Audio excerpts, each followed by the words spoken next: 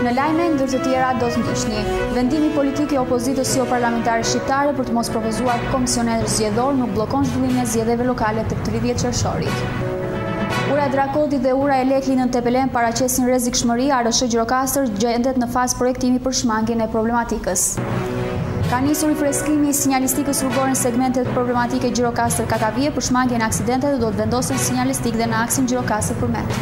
Sohet nga Epi Plodekor.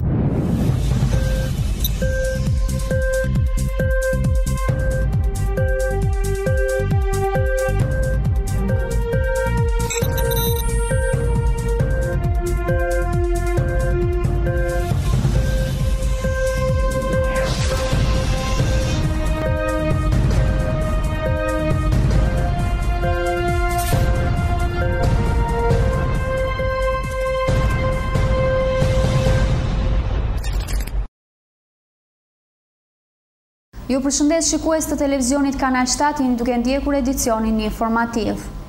Vendimi politik i opozitës jo parlamentare shqiptare për të mos propozuar komisioner zgjedhor nuk bllokon zhvillimin e zgjedhjeve lokale të 30 qershorit. Kodi zgjedhor parashikon qartësisht mekanizmat. Vendimi politik i opozitës jo parlamentare shqiptare për të mos propozuar komisioner zgjedhor nuk mund të bllokojë zhvillimin e zgjedhjeve lokale të 30 qershorit 2019. Kodi zgjedhor parashikon qartësisht mekanizma zgjidhje në rast kur partitë politike për interesa dhe llogaritë të tyre nuk ushtrojnë të drejtën për propozimin e komisionerëve. Gjatë hartimit dhe amendimit të ligjit zgjedhor, ligjvënësit në bashkëpunim me ekspertë huaj kanë parashikuar rrugëzgjidhje për të gjitha lëvizjet dhe manovrat e subjekteve politike në funksion të goditjes dhe bllokimit të zgjedhjeve. Në rastin konkret, nëse PDLSI nuk do të dorëzojë emrat për anëtarë të komisioneve të zonave të administrimit zgjedhor, vendet e lëna vakante do të plotësohen me komisionerë të emëruar nga Komisioni Qendror i Zgjedhjeve. Pika 5 e nenit 29 të kodit zgjedhor parashikon se nëse partitë politike të shumicës parlamentare dhe opozitës parlamentare që kanë të drejtë të paraqesin kandidatura në KZAZ nuk e ushtrojnë këtë të drejtë në fatin e përcaktuar, kjo e drejtu kalon automatikisht partive që vinë në radhë me numër vendesh në kuvend pas të parave brenda grupimit përkatës. Nëse dhe këto parti nuk propozojnë antarë, KQZ-ja emëron kryesisht antarët e KZAZ-s deri në plotësimin e numrit të nevojshëm të antarëve për vendimarrje. Ndërkaq që antarët e emëruar kryesisht qëndrojnë në detyrë deri në emërimin e antarëve të propozuara nga partitë politike. Por zëvendësimi duhet të kryhet jo më vonë se 30 ditë nga dita e zgjedhjeve. E njëjta zgjedhje është parashikuar edhe për antarët e qendrave të votimit dhe numëruesit e votave. Pra, ligji zgjedhor ka parashikuar një mekanizëm zhbllokues, por në çdo rast ka lënë edhe një mundësi tjetër për partitë politike që të propozojnë komisionerë deri në 30 ditë para zgjedhjeve. Në rastin konkret, PD dhe LSI mund të propozojë komisionerë deri në datën 30 maj. Komisioni Qendror i Zgjedhjeve ka miratuar në muajin shkurt 2013 një udhëzim për mënyrën e trajnimit dhe emërimit të komisionerëve në vendet e lëna vakante nga partitë politike. Udhëzimi numër 4, datë 19/2/2013, parashikon që KQZ trajnon dhe krijon një trup kandidatësh për antarë të KZAZ dhe qendrave votimit për të emëruar gjithnjë në rast se kjo e drejtë nuk ushtrohet nga partitë. Konkretisht, pika 1 e 2, udhëzimi parashikoi që KQZ jo më vonë se 90 ditë para ditës së zgjedhjeve shpall në gazeta dhe me tirazh më të madh kombëtar si dhe në faqen e tij të internetit interesin për të përzgjedhur shtetas të cilët janë të gatshëm të ushtrojnë detyrën e antarit apo sekretarit të KZAZ-s, ndërkohë KQZ jo më vonë se 45 ditë para datës së zgjedhjeve shpall interesin për të përzgjedhur shtetas të cilët janë të gatshëm të ushtrojnë detyrën e antarit apo sekretarit të KQV-ve. Kandidatët duhet plotësojnë kushtet dhe kriteret e parashikuar në ligjin zgjedhor. Vendimi politik i opozitës jo parlamentare shqiptare për të mos propozuar komisioner zgjedhor nuk mund të bllokojë zhvillimin e zgjedhjeve lokale të 30 qershorit 2019. Komisioni Qendror i Zgjedhjeve ka miratuar udhëzimin përkatës që tregon se si duhet të zhbllokohet kjo situatë. Kushtet që duhet plotësojë kandidata për zëvendësimin e komisionerëve të PDLSI janë të gëzojë të drejtën për të qenë zgjedhës, të ketë arsim të lartë për pozicionin e sekretarit, të jetë jurist, të mos jenë dënuar me vendim gjyqësor të formës së prerë për kryen e një krimi, të mos kenë marrë mas disiplinore në procese zgjedhore të mëparshme, të mos jetë deputet ose kandidat për deputet në kuvend, të mos jenë kryetar bashkie, të mos jenë ushtarak, punonjës e strukturave të policisë së shtetit, të shërbimit informativ shtetëror, të mos jenë të propozuar nga partitë politike për qenë antar apo sekretar të KZAZ-s, të mos jenë të zgjedhur në struktura drejtuese të ndonjë partie politike. Ura e Dragotit dhe ura e Leklit në Tepelen paraqesin rrezikshmëri. Autoriteti rrugor shqiptar Gjirokastër gjende në fazë projektimi për shmangjen e problematikës. Dy urat në jug të vendit si ajo Leklit por dhe Dragotit kanë shfaqur problematikat e saj. Të dyja urat janë ndërtuar rreth viteve 30 dhe paraqesin dëmtime në pjesë të ndryshme të saj, duke rrezikuar kalimin e makinave tonazhit të rënd, apo dhe mjetet të transportit të udhëtarëve, ndërkohë që në anë e drejtuesve të mjeteve nuk respektohen shenjat e qarkullimit rrugor. Ura e Dragotit në Tepelen është pikë rreziku dhe për këtë duhet të bëni kujdes. Lajmin e konfirmon vetë autoriteti kombëtar i rrugëve pasi në hyrje ka vendosur një tabelë ku këshillohen drejtuesit e mjeteve të bëjnë kujdes dhe të respektojnë sinjalistikën dhe udhëzimin në tabelën përkatëse. E njëjta situatë është dhe në urën e Leklit po në Tepelen. I pyetur nga televizioni Kanal 7, Ardis Duka, inxhinier i ARSH Gjirokastër, konfirmon problematikën si shkak i kohës së gjatë të mos investimit në këto vepra arti. Problematika është shtuar në strukturën mbajtëse të tyre.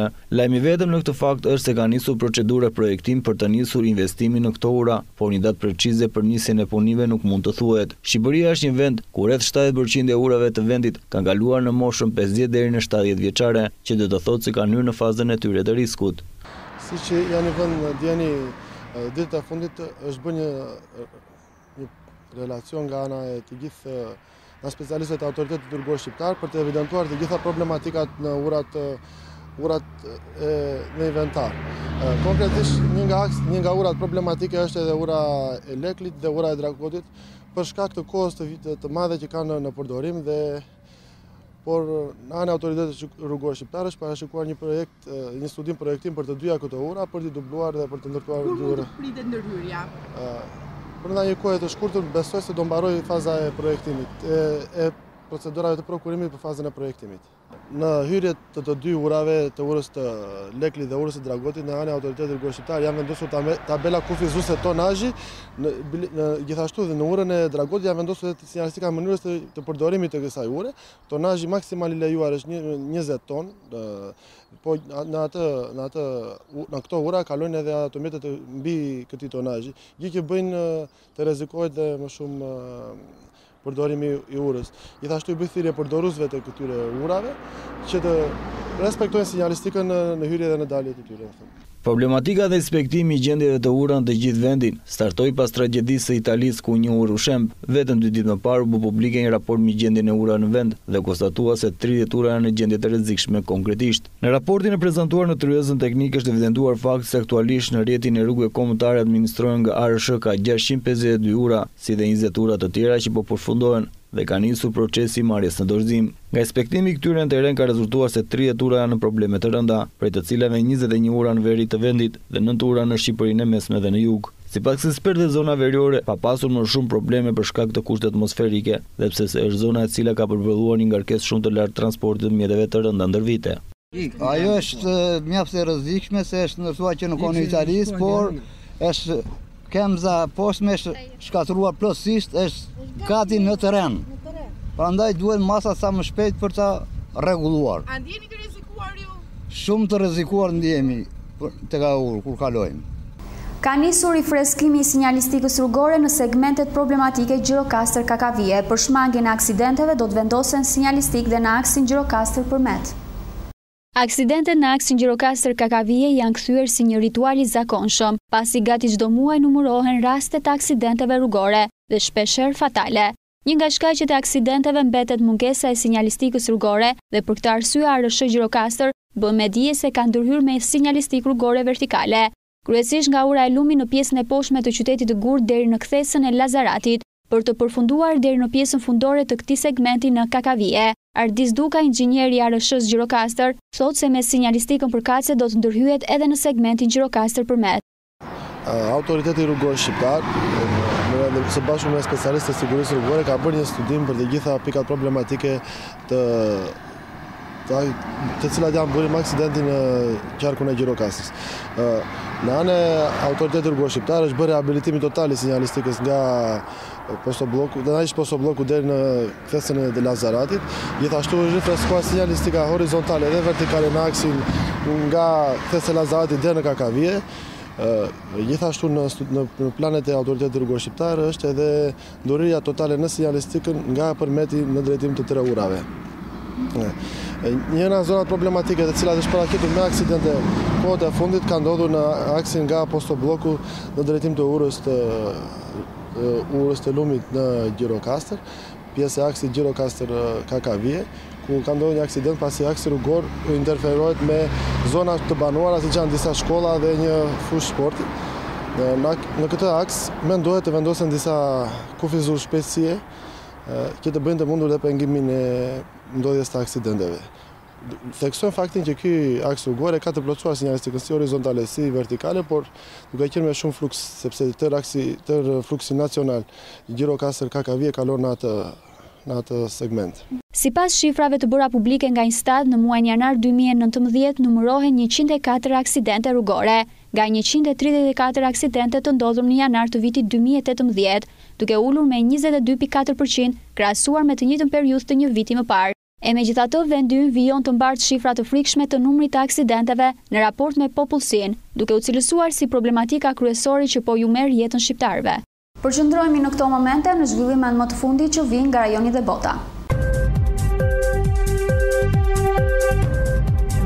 Presidenti Vladimir Putin fluturoi në Krime të hënën për të festuar për vjetorin e 5 të aneksimit të rajonit kundër Ukrainës dhe udhëzoqi turma ndërthirrjen e vazhdueshme me Rusia, duke inauguruar 2 stacione të reja të energjisë. Putin, cili ka derdhur miliarda dollar të taksa paguese rus në Krime, që kur Moska mori kontrollin e saj në 2014, mori pjesë në nisjen e centrale të qytetit të Savastopolit dhe mbikëqyrte nisjen e një tjetri në Simerorp nga videokonferenca. Objektet e hafta për të mbuluar 90% të nevojës për energji të Krimes u nisën pjesërisht vitin e kaluar, por inaugurimi i së hënës që në momentin që ata filluan të punojnë kapacitet të plot. Të njëjtat centrale energjetike ishin në qendër të një skandali ndërkombëtar pasi kompania inxhinierike gjermane Siemens stase turbinat e saj të fuqisë ishin instaluar në to, pa dijenin e saj dhe duke shkelur sanksionet e Bashkimit Evropian. Janë përcaktuar vetëm kushtet themelore të zhvillimit, por ne do të bëjmë gjithçka për të arritur qëllimet para nesh, i tha Putin turmës, disa prej të cilëve mund të shieshin duke fshirë lotët nga sytë e tyre. Rusia ka shpenzuar shumë në përpjekje për të integruar Krimen, duke përfshirë ndërtimin e një ure për të lidhur gatishëm me Rusinë Jugore, por sanksionet perëndimore të artuara për të nënshkruar Moskën për aneksimin e saj kanë ndihmuar në izolimin e gatishit duke rritur çmimet dhe duke ngadalësuar zhvillimin e saj. Rusia ka kaluar 5 vitet e fundit duke ushtruar vazhdimisht militarizmin e gatishut të hënë një lëvëndës i lartë i tha agjencisë së lajmeve se Moska kishte vendosur një skudaron bomblash strategjike dyshim të Tupolev Tu-22-3 atje. Cikloni Idai ka shkaktuar dëme masive të mëshme në Mozambik, ku sipas kryqit të kuq ndërkombëtar 10 persona kanë humbur jetën, si pasojë përmbytjes e rreth të forta që kanë shkatruar shtëpitë dhe ndërtesa. Era arriti shpejtësinë 177 km/h dhe cikloni llogaritet se i ka marrë jetën të paktën 150 persona në Afrikën Jugore, në bilancin që është destinuar të rritet akoma më shumë. Në Mozambik, Zimbabwe, Malawi e të tjerë situata është kritike, më shumë se 80 viktima raportohen në Zimbabwe, ndërsa në Malawi flitet të paktën për 122 të vdekur si pasojë e përmbytjes shkaktuar nga shirat që i paraprin ciklonit. 68 është bilanci i viktimave në Mozambik, ndërkohë që më shumë se 1500 persona lënduar nga pemët e shkullura nga rënjët dhe nga mbeturinat që era merrte me vete.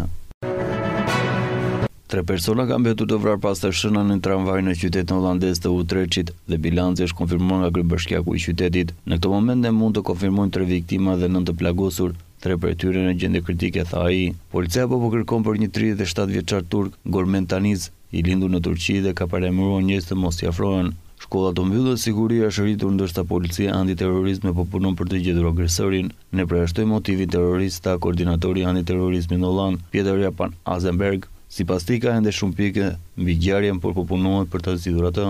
Kryeministri holandez Mark Rutte tha se ky akt terrorist ishte një sulm mbi civilizim dhe shoqërinë e hapur dhe tolerante holandeze.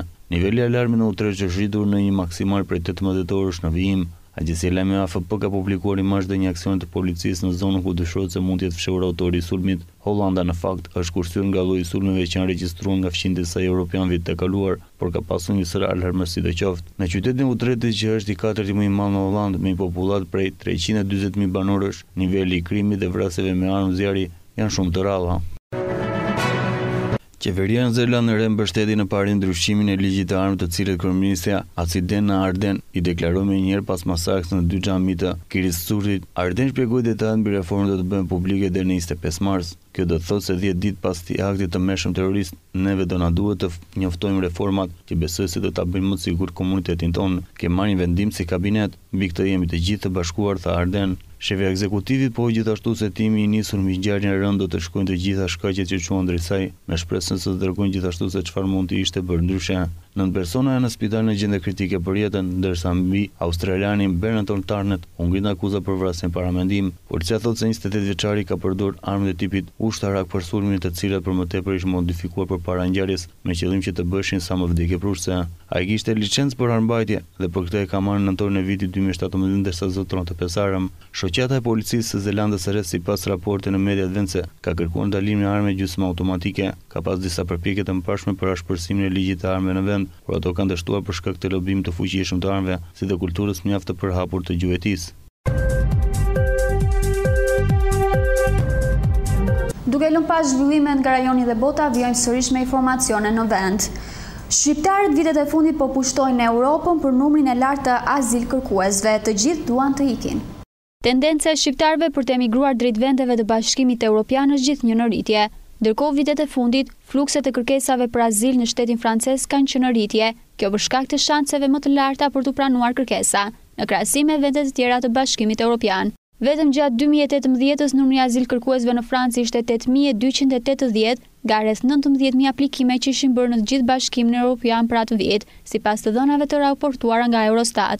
Në total për periudhën 2009-2018, numri i aplikimeve për herë të parë për azil nga shqiptarët ishte 178.515 aplikime, duke u renditur vendi i parë i Europës për nga numri i lartë i azilantëve, sipas shifrave të Eurostat të përpunuara. Rekordi u arrit në vitin 2015, kur kishte rreth 69.000 aplikime, për të zbritur në rreth 33.000 në vitin 2016 dhe 26.000 në vitin 2017. Në raport me popullsinë, Shqipëria renditet e para në botë për numrin më të lartë të aplikimeve për azil në BE, duke kaluar edhe popull që ikin nga vendet me konflikte. Të dhënat e Eurostat që prej vitit 2009 tregojnë 3 shtetet me flukse më të larta të azil kërkuesve shqiptar, si Gjermania, Franca dhe Mbretëria e Bashkuar. Flukset më të larta kanë qenë fillimisht drejt Gjermanisë, ku sipas të dhënave akumulative prej 2009-s kanë aplikuar rreth 84.000 shqiptar, ose 47% e totalit të aplikimeve në dekadën e fundit. Numri më i lartë i aplikimeve ishte në vitin 2015 me 54.760 kërkesa për azil. Më pas, Gjermania kishte kritere më të forta për pranimin e azilantëve që kërkonin azil ekonomik, duke i dhënë prioritet kryesor të ikurve nga vendet e luftës, dhe në vitin 2018 kishte vetëm 1875 aplikime nga Shqipëria. Ndonse Gjermania ka pasur kritere më të forta për pranimin e azilantëve, ka ndjekur politika lehtësuese për të tërhequr individët e kualifikuar drejt saj. Fillimisht ishin të diplomuar në shkencat mjekësore, ndërsa tani po kërkon edhe të diplomuar në informatikë dhe shkenca kompjuterike.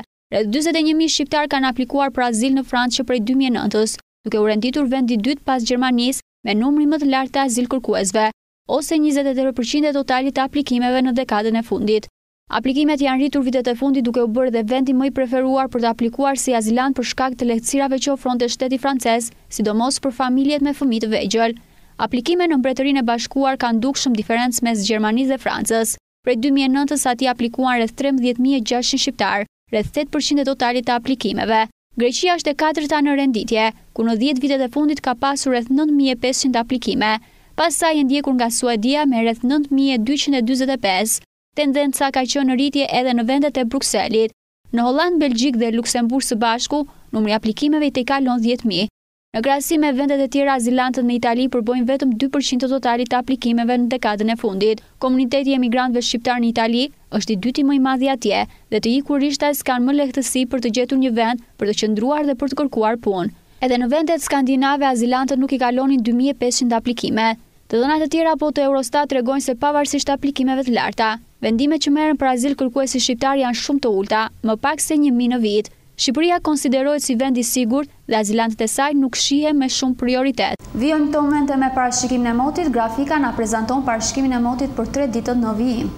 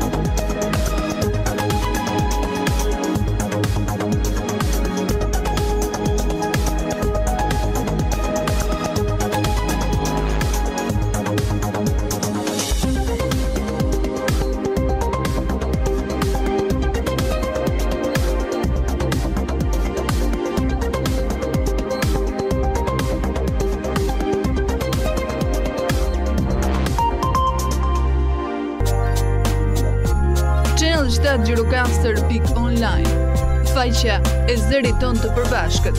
Mjefton një klik dhe aty do të gjeni lajmin që ju kërkoni. Channel 7 Gjirokastër Online, mund të na ndiqni kudo ku ju ndodheni. Lajme minut pas minute, emisione, kronika, shtypi i ditës, foto lajm, kulturë, kuriozitete, kuzhinë, sport, transmetim live. Channel 7 Gjirokastër.online. Ajo që ju duhet. Zëri joni përbashkë.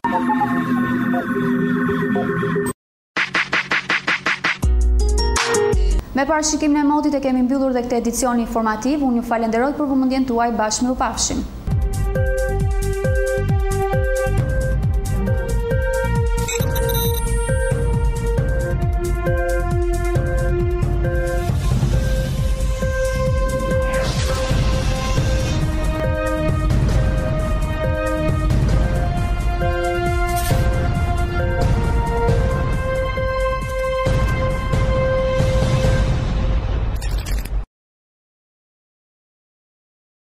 Edicioni informativ në televizionin Kanal 7 mundësohet nga Epi Plot Dekor.